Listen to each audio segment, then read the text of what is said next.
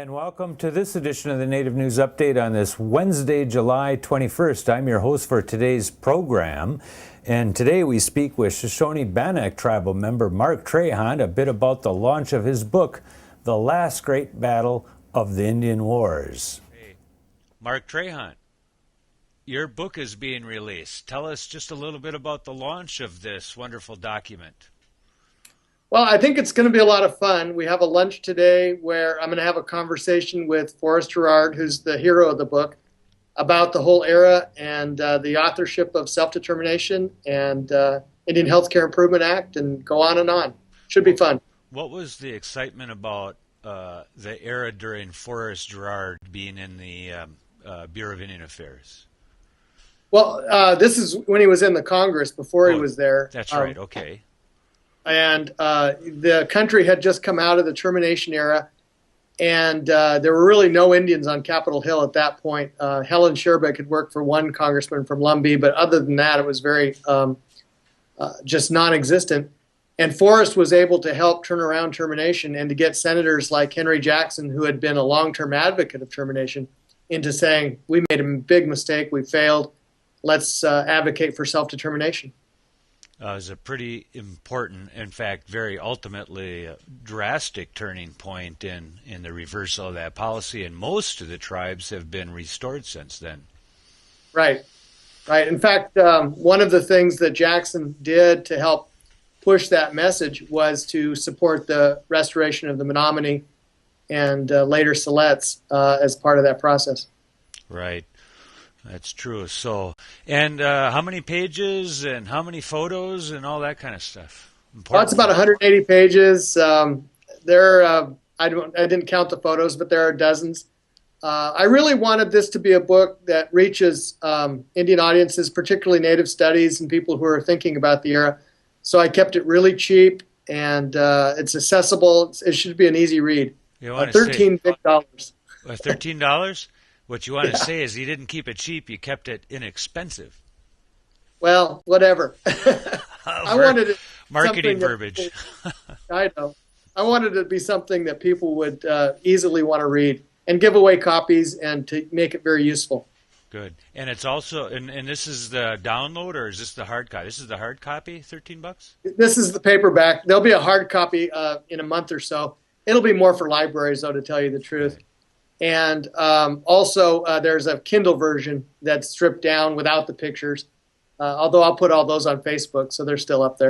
Right, so it's a downloadable component or something like that? Yeah. Talking about utilizing tools as educational tools and everything, the Native American Journalists Association is meeting this week in St. Paul. Tell me a little bit about the importance of the activities of that organization. You've been with it a long time from the beginning. Well, it's always been important because how do you get people to tell stories both in the mainstream media and the tribal press about what's going on in the world is awful critical. Today, for example, the Cobell lawsuit will be settled by Congress, and the president will sign it into law. And that's the kind of thing that you need to have good, deep exploration of the issues, pro and con. And that's what journalists do. So I think it's very important. I think this year is probably more important than most, simply because the whole media is in such a state of flux. What is media now? Is it, I mean, whether it's tribal media or mainstream, everyone's trying to figure that out. And how does that impact our communities? I look back 25, 30 years ago and say, wow, what's your impression of what's going on with this digital technology? Oh, the opportunity to reach more people and younger people and engage them in important discourse, I think, is better than ever. That's the good side. The downside is it's very easy to trivialize issues and to get carried off with tangents. I mean, this case with Cheryl Brown is a really great example of it, where the media flames were such that it was just telling a story that was inaccurate. She got fired, and it was just wrong.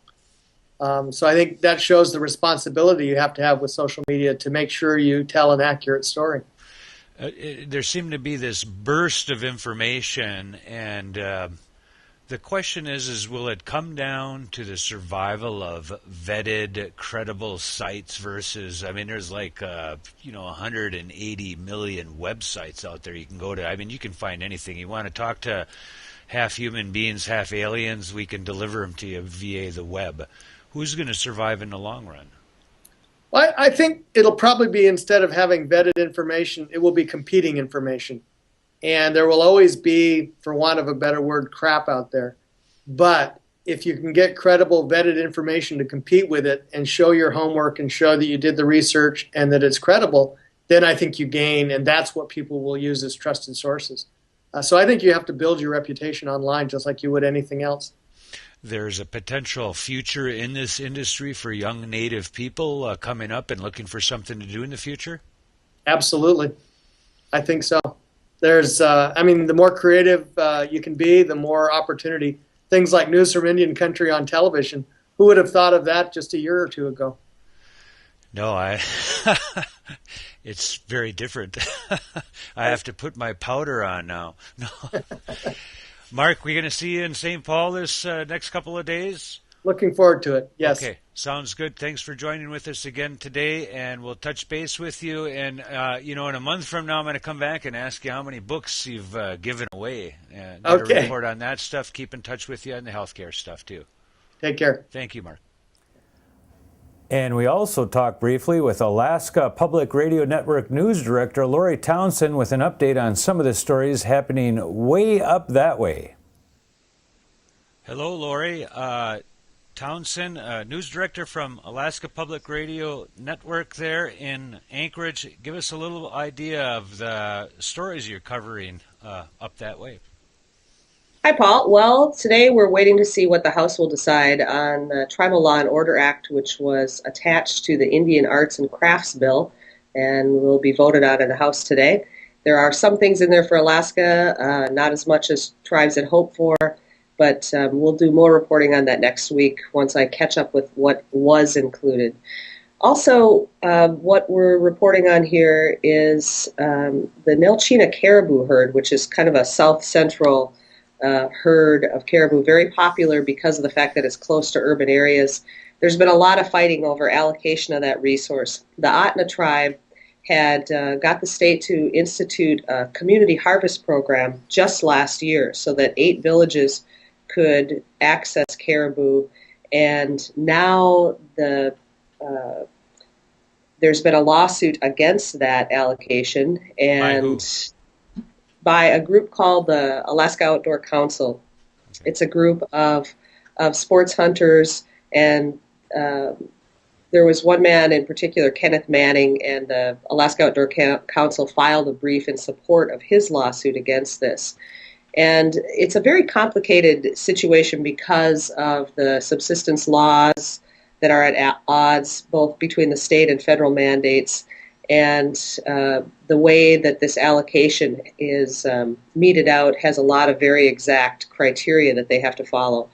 So this right now is on hold. The community harvest program is on hold. 850 permits that were already mailed to people here in Alaska are on hold, and the state has to sort of scramble and decide how to respond because the hunt was supposed to start August 10th. So we'll be reporting on what they've decided. Earlier this week on Monday, they hadn't quite decided yet if they were going to appeal the decision or how they were going to deal with these permits that are already out there. So we'll be looking into that and can update you more next week as to what the state's decided. In the book, you said there's a book about the language up there from a tribe. Yes, there's a new book out called The Yeniseian Dene Connection, and it's a book of essays compiled by a lot of different researchers, cultural, anthropological essays looking at the connection between the Ket people of a very remote area in Siberia on the Yenisei River and their language connection to the Athabaskan family of languages here and in the lower 48. And the interesting thing is that the Ket language is radically different than any other North Asia language, and so they're more closely connected to tribes here in North America than in Asia.